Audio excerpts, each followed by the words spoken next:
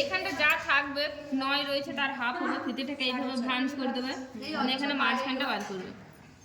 এখানটা মাঝখানটা বার করলাম, এবার বললাম আড়াই, তাহলে আড়াইটার মাঝখানটা বার করতে হবে এইভাবে ভাঁজ করে। এইখানটাকে ভাঁজ করে এই সাইড থেকে এই দিকে বসাবো,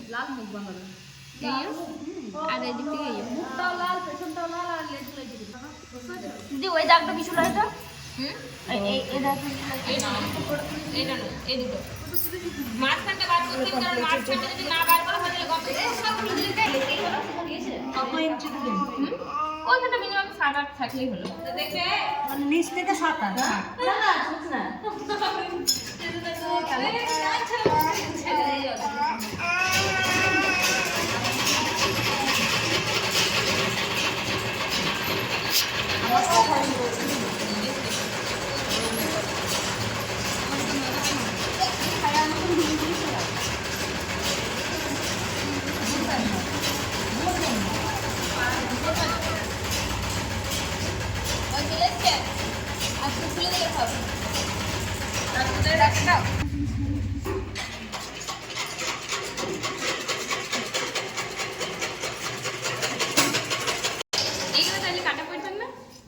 না, হ্যাঁ ওগুলো দরকার নেই।